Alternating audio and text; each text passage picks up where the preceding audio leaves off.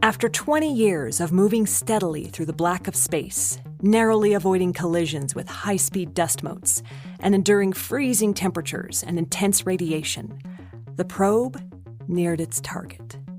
A yellow dwarf star on the fringes of this galaxy, orbited by a series of rocky planets and gas giants. But moving at the incredible speed of over 135 million miles an hour, the probe, equipped with a microscopically small, rugged camera, would have mere seconds to snap pictures before it flew past, back out into space, transmitting that data to its home planet. This is the sort of thing we imagine Oumuamua might have been up to, traveling through the galaxy, gathering data, looking at interesting stars, photographing unusual planets, seeing if there actually is other life out there. Now, it's one thing to try and identify alien life from afar, and another thing entirely to actually go and visit it. That's a difficult plan to execute with a very long timeline. And it's one good argument for why Oumuamua wouldn't be an alien light sail. Then again, if you think about the amazing scientific work we're doing right here on Earth, it might not be that far-fetched after all. Some of the technology we're developing to look beyond this planet seems pretty out of this world. Giant telescopes that will make out potentially habitable planets within 20 light years of Earth and look for atmospheres that support life. If we find a planet that has temperate conditions, so the temperatures are such that you could support liquid water, and it has an atmosphere, it has oxygen, and it has water, then things are very exciting. Highly sensitive instruments that seek out radio signals in the 100 closest galaxies to ours, and that can monitor 10 times more sky than anything we have currently. So we use large telescopes all over the world to look for electromagnetic emission light that is indicative, as far as we know, of a technological source. Miniature probes weighing just 1 gram, navigating through space with the aid of a giant laser-propelled sail. We'll focus the laser on the sail and accelerate the sail in about 10 minutes to 20% the speed of light. This stuff sounds as much like science fiction as some of the National Enquirer stories out there. But it's the next stage, the most promising stage yet, of the search for extraterrestrial life. Because beyond the stories we hear of UFO abductions, cattle mutilations, and lights in the sky, this is what the search for ET looks like in the most advanced scientific institutions on Earth.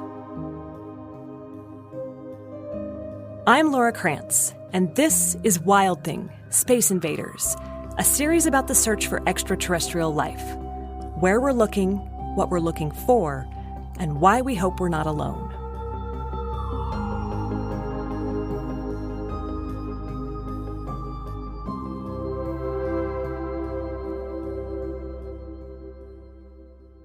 SETI, the scientific search for extraterrestrial intelligence, not just life, but intelligent life, is an idea that's extremely popular right now, with all kinds of TV shows and websites and magazine articles devoted to it.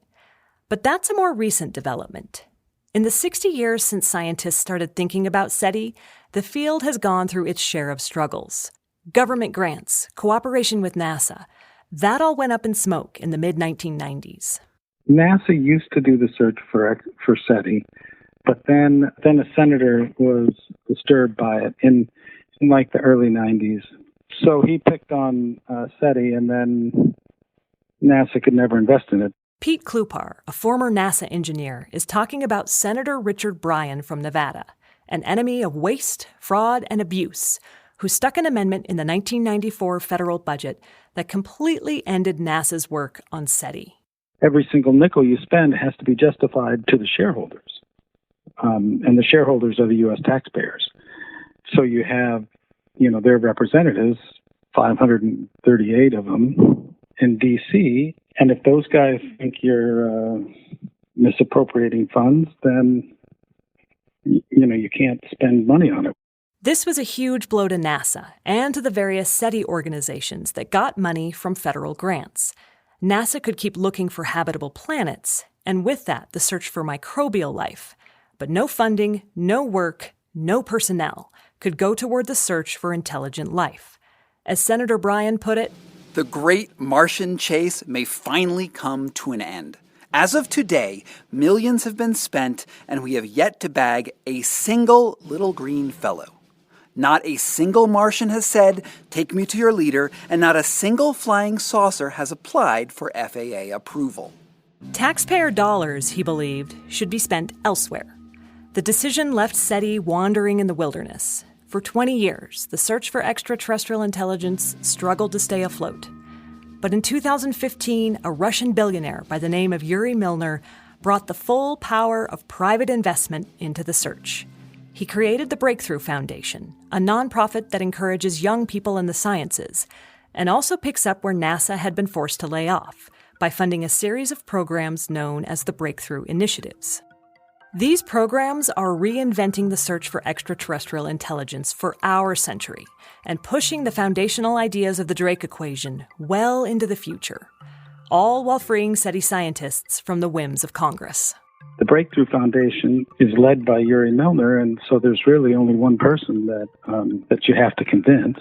And if you convince him, then that's all. And he doesn't have the same responsibility to the taxpayers. Pete Klupar is now the chief engineer of one of those breakthrough initiatives, known as Breakthrough Starshot. We'll be coming back to that shortly, but I want to start with the first breakthrough initiative, which is called Breakthrough Listen. Now, in the search for extraterrestrial intelligence, we don't intentionally transmit any signals. We're simply listening. And of course, the project Breakthrough Listen is called Breakthrough Listen in some sense because we are simply listening rather than attempting to transmit. That's Andrew Simeon. I'm the director of the Berkeley SETI Research Center, the principal investigator for the Breakthrough Listen initiative, which is the most comprehensive and sensitive SETI search in history. What they're looking for are signs of technology coming from other planets. We talked a little bit about this back in episode 3 when we heard from Jill Tarter and Seth Shostak about radio astronomy. Because we don't know anything about alien civilizations or their technology, our best guess for what that would look like comes from our own experience.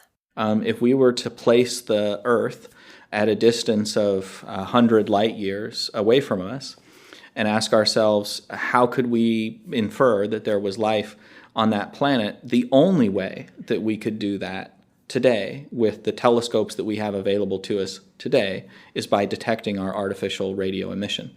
Nothing else is a strong enough signal for us to detect it.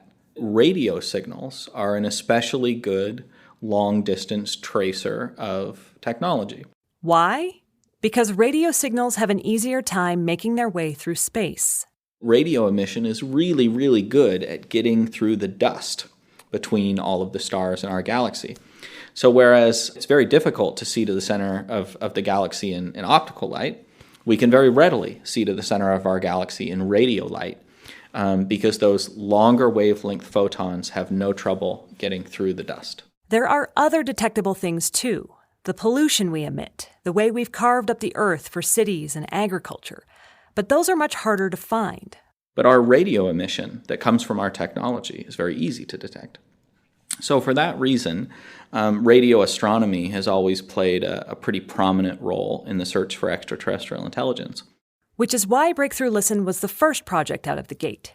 A 10-year, $100 million program that built on decades of experience. When the Breakthrough Listen program started, there were really only 2 telescopes anywhere in the world that were used regularly for SETI in any respect. And those are the Allen Telescope Array here in California and the Arecibo Telescope in Puerto Rico.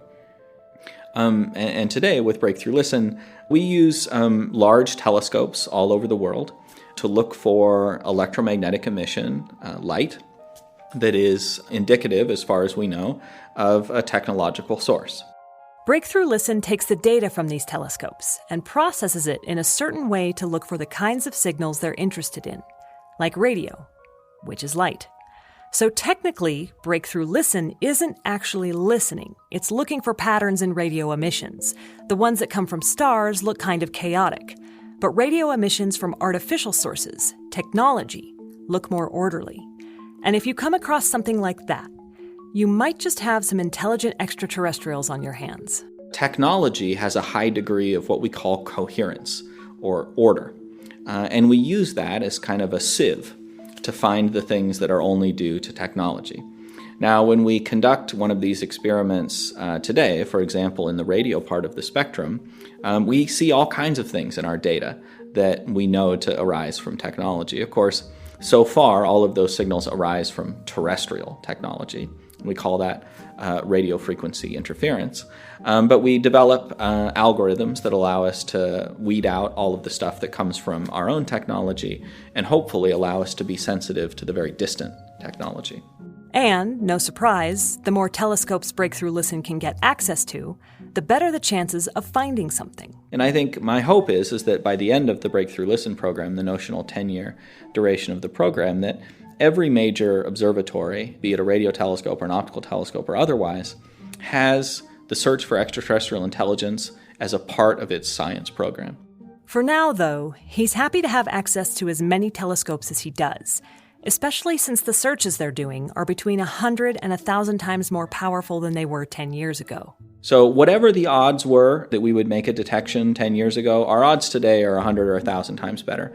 And similarly, whatever fraction of the parameter space that we were exploring 10 years ago, we're exploring 100 or 1,000 times more of it today. And I think that alone gives me optimism about the science that we're doing. Wild Thing fans, I have a serious message for you. If you're not already talking to your kids about aliens, it's probably time to start. Just this year alone, the James Webb Space Telescope found distant planets that might harbor life. Archaeologists claimed to have found mummified aliens, and extraterrestrials even got a shout out during congressional hearings. No doubt your kids are asking lots of questions, and it could be you're not sure how to answer them. Let me recommend my new book, Is There Anybody Out There?, which arrives on Earth on October 3rd. This middle grade book, based on Season 2 of Wild Thing, explores the question of whether we're alone in the universe using science, humor, and fun illustrations. And it'll leave everyone better prepared for the possibility of alien life. Help kids learn how to tell the difference between science fact and science fiction. Look for Is There Anybody Out There in all bookstores and online. Or for more information, go to wildthingpodcast.com.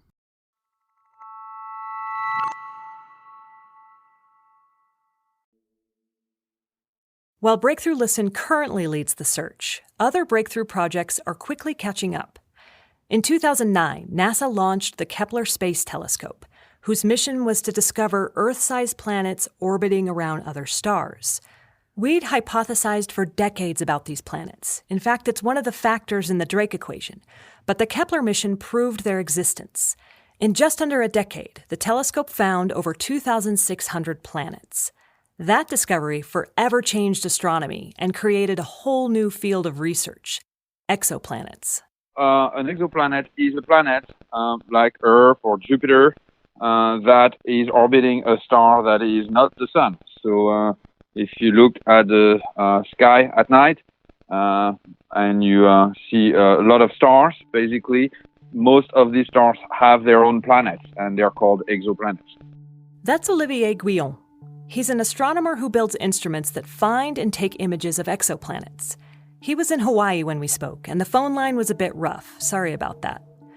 Because of Kepler's findings, astronomers like Guillon are working under the assumption that most stars have planets, setting up the possibility that there are billions of habitable planets in the universe. Some of them just might support life. But while Kepler simply identified exoplanets, the job of figuring out if they're actually home to intelligent life is being carried out by another breakthrough initiative, Breakthrough Watch.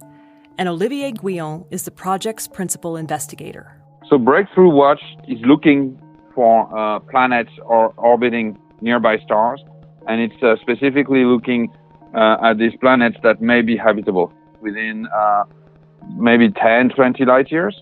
Why limit it to just 20 light years? There are two reasons. The first one is that if an exoplanet is close to us, we have better tools, better chances of studying it in detail. If indeed we are able in a few decades to send probes to nearby habitable planets, we're going to have to pick the nearest ones, because the travel time still, even at a significant fraction of the speed of light, the travel time will still be decades. So we can't go very far. We want to pick the nearest target to start with. The closest target is a star system that's about 4 light-years away, Alpha Centauri. Alpha Centauri A and Alpha Centauri B are 2 sun-like stars that orbit each other. And then there's a third star, Proxima Centauri, which gets its name because it's just a tiny bit closer to us. It's a small red dwarf star, meaning it has a small diameter and a lower temperature, which is what makes it look red. Proxima Centauri, which is part of the system, is personally my favorite because although it's a very faint reddish star, near a star to us, but not even visible to the naked eye, it does have a rocky planet, a planet that could potentially be habitable. Now, if we can barely see Proxima Centauri, how the hell do we know that it has a planet orbiting it? In fact, how do we know anything about any of these exoplanets? There are a few methods that Breakthrough Watch is pushing forward. One of them is direct imaging, so basically use large telescopes to take images of nearby stars in the hope of seeing a small dot next to the star. And another one that we're currently working on is called astrometry, and it's a technique where we look at the wobble that the planet is inducing on the star as it orbits the star.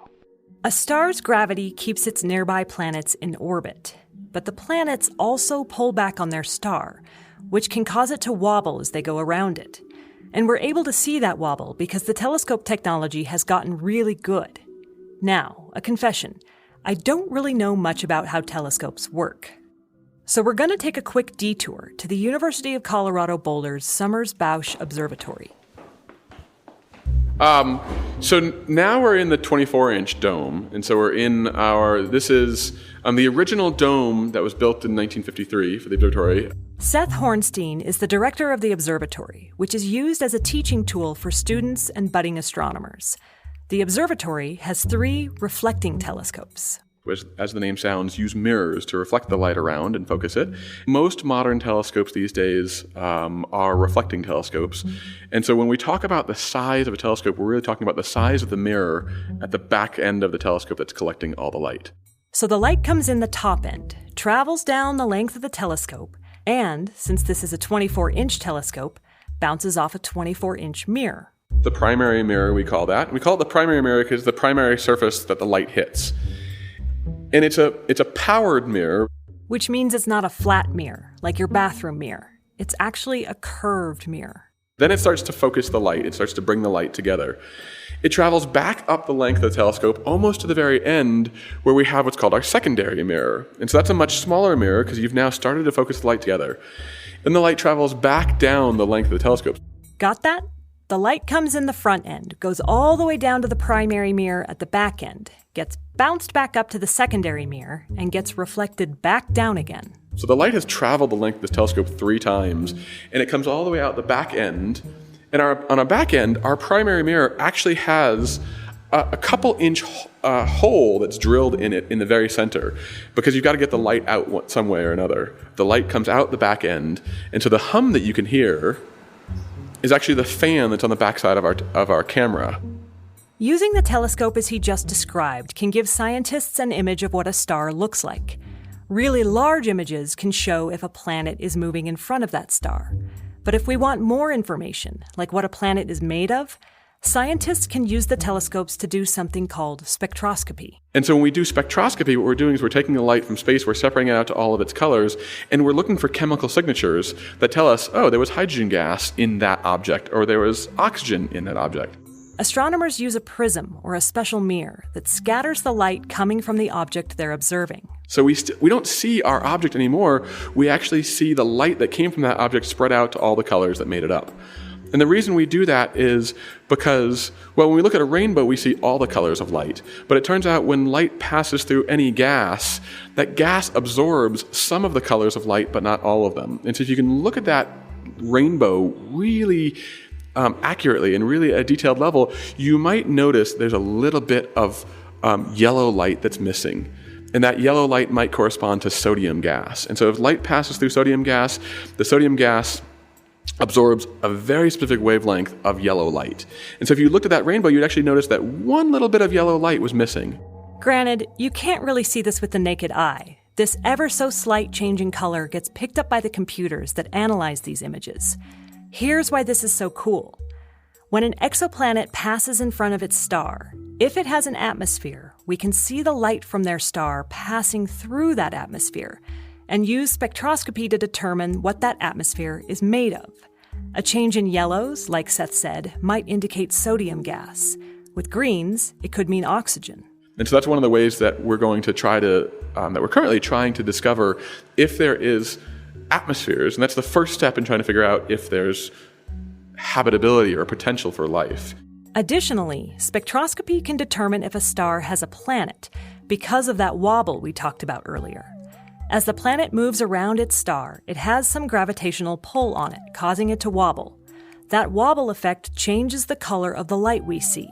Well, that the computer sees. From blue to red and back again. So that's how we discovered the first several hundreds of planets around other stars. In no case did we ever actually see the planet. All we saw was the star wobbling and say, well, it's wobbling with a very odd but repetitive pattern, and stars would only do that in response to something else moving around them, and we would then infer that must be a planet. And now, as we get better at using our telescopes and as our technology becomes more precise, we can measure the brightness of stars to incredibly accurate levels. So accurate that we can measure if anything happens to pass in front of them. And it's kind of like saying, if I stared at a headlight on a car, I probably wouldn't be able to tell if there was a bug walking across it. But if I really accurately with a camera measured the brightness of that headlight, and I noticed that it dropped for a certain period of time, and then it continued to do that every 2 weeks, I might say there was a bug that walked back and forth across that headlight every 2 weeks. And so that's called the transit method. And so that's how we've actually now with the Kepler Space Telescope discovered thousands of planets around other stars, is when that planet transits or orbits in front of the star, it blocks a very small fraction of light. Both this transit method and spectroscopy are indirect ways of detecting planets. They're methods where you never actually see the planet, but you infer that it's there. Of the over 4,000 planets that we found, this is how we discovered most of them. But the next generation of telescopes will help us see planets directly. At the most basic level, Seth tells me, telescopes are just light-collecting buckets. Think of light as rain coming down from the sky, and you want to collect as much as possible. The bigger your bucket, the more light you can collect. The next generation of telescopes will not only have more light-collecting power, but they'll have better resolution, letting us see things we've so far only been able to imagine. A lot of the advances in telescope technology have come really recently, and they're making it much easier for us to look for a planet like Earth orbiting around other stars. And for Olivier Guillon, the astronomer who heads up Breakthrough Watch, this is excellent news. So that's what's the most exciting, I think, is that within our lifetime, we should be finally having spectra of habitable planets. Well, we don't know if they're habitable yet, but they're potentially habitable, and we should be able to look for these molecules, especially water and oxygen, but maybe also potentially methane, that are indicative of life. In the short term, the work Watch is doing fits nicely with what other agencies, like NASA, are doing, to find and identify nearby, potentially habitable planets. But they have another mission in mind. The reason Watch is focusing on the nearest star is there's a connection between the Watch effort and the Starshot project, which is also an effort supported by Breakthrough, is looking at ways we may be able to send small probes to nearby exoplanets. So there's a strong connection between these two efforts. The project he's talking about is Breakthrough Starshot, an incredibly ambitious and inventive idea to send teeny tiny space probes to our nearest neighbors. I'm hopeful there's something around Alpha Centauri A or B. I don't know which. Right now, the only planet that is in that system is around Proxima, and that planet goes by the wonderful name of Proxima b. Pete Klupar again. We met him a little bit earlier. He's the chief engineer for Breakthrough Starshot, and as he just mentioned, he's got his eye on Alpha Centauri, which is the closest star system to our own solar system. It's just under 4.5 light years away from Earth, meaning light takes about 4.5 years to get from there to here. With our current technology, actual travel time for a spacecraft is much, much, much longer, like thousands of years. But Starshot hopes to do something that sounds like it's straight out of science fiction. Remember back to the start of this episode? The probe whizzing through space for years, snapping 10 seconds worth of photos before careening back out into the galaxy? Yeah, that's not entirely made up. It's actually what we're trying to do. The big thing that's different about this approach, well, there's two major items that are very different than normal. The first one is shrinking down the spacecraft to get it as small as possible. So our objective is to get a 1-gram spacecraft. A super simple, bare-bones probe that costs less money to make and takes less energy to move through space. A satellite orbiting close to Earth will house thousands of these postage stamp-sized probes, each attached to an extremely thin sail. When a probe is deployed, the sail unfurls and carries the probe through space toward its destination. But there's no wind in space, you say. How will a sail work? The second thing that makes it really unique is that we build this machine on the ground that's on the order of 1.5 kilometers across, and it's densely packed 20-centimeter mirrors and an infinite number of small lasers to go with those mirrors to get to 100 gigawatts of power out of this array of mirrors. Follow that? Just over half a square mile of densely packed mirrors, each 20 centimeters across, with a tremendous number of lasers. And these mirrors will focus those lasers on a sail that is at about 60,000 kilometers away. Avi Loeb, the Harvard astronomer we met back in episode 1, is also part of the Breakthrough Starshot team, and he explained to me exactly how this technology would work. The reflection of light off the surface gives it a push. Just like when a tennis ball bounces off a wall, it gives the wall a push, a small push. Now, the building doesn't move because the building is very massive. But if you had a smaller object, like another ball, then it would move it.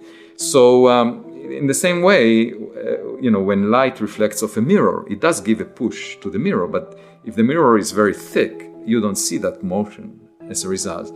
But if the mirror is thin, you can actually propel it this way. And the point is here, you don't have the fuel with you, and you're just using light that is emitted by another source, perhaps a laser beam that is directed at the sail. And that gives a push to the sail if it's sufficiently lightweight, in other words, thinner than a millimeter, then it would work. By focusing the laser on the sail, they'll be able to accelerate it and the probe to somewhere around 20% the speed of light, which means getting to Alpha Centauri just 4 light years away will take about 20 years instead of thousands. And after 20 years, what happens then? And then we spend about a day in the system. So the images, all the images or all the measurements we take will be taken in about 10 seconds. Which seems outrageous considering you've been traveling for 20 years, right? So, like Thanksgiving dinner, where you spend the entire day making food and then everyone devours it in about 20 minutes. But it's worth it, right? Because of the computing power of that probe, 10 seconds of images will take about a year to upload, and then it'll take 4 more years to get back to us here on Earth. It seems like forever, but in terms of how science works, especially on a project as complicated as this one, it's a pretty fast timeline. This could potentially happen in our lifetime, which is incredibly exciting. And if we're doing this, makes you wonder if an alien civilization has already gone down this road. Maybe the idea that Oumuamua is a light sail isn't so far-fetched after all. Now, as you may have guessed, there are more than a few technical challenges that will have to be overcome. Like what the sail will be made of. It needs to be really light. And these things, the sail itself is 400 atoms thick and about 4 meters across. 4 meters is just over 13 feet. And it's made out of a very interesting material that cannot absorb any of the laser energy, but it has to reflect it completely. Because you don't want those powerful lasers incinerating it. But if it's super thin, won't it just get shredded by space debris? Little bits of dust and sand going tens of thousands of miles per hour? How are you going to get it to Alpha Centauri in one piece? After the acceleration phase is over, we lay it down so that it presents the smallest cross-section to the direction of travel. That way, we reduce the amount of collisions with hydrogen, helium, or stones, grains of sand. If we collide with a grain of sand, that's not going to be a very good day. But our calculations say that it really just rips a hole in the sail. So it'd be like if you took a bullet and shot it at a regular sail, like a sail on a sailing ship. It doesn't destroy the sail. What it does is it just rips through the sail. And, of course, every part of this has to be built to survive the launch, the cold, the vacuum of space, and the destructive nature of solar radiation, which does bad things to electronics. So as cool and imaginative and exciting as this project is, we're still a ways off.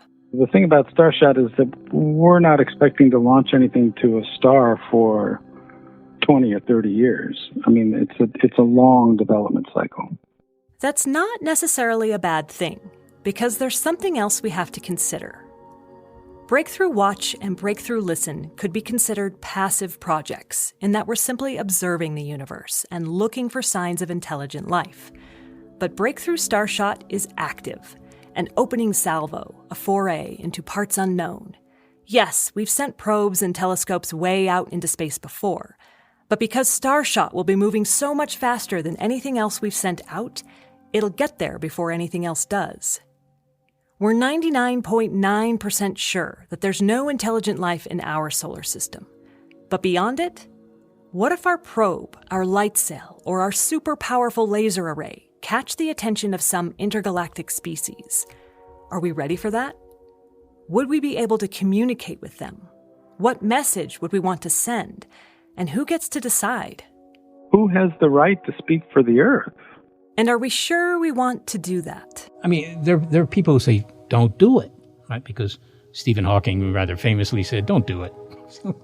You'll only get us in trouble, maybe. Maybe you'll get us in trouble. Because now they'll know we're here and they'll, just incinerate the Earth because it sounds like a good thing to do. So what happens if E.T. does phone home? The chances are slim, slimmer still for aliens to actually show up on planet Earth.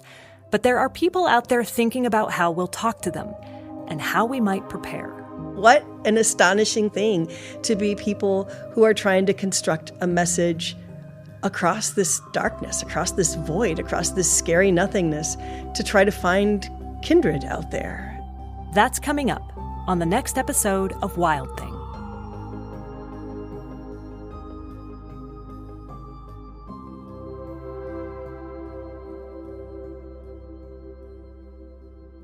If you're enjoying Wild Thing, please subscribe and leave us a review on Apple Podcasts, Spotify, Stitcher, or wherever you listen to good stories.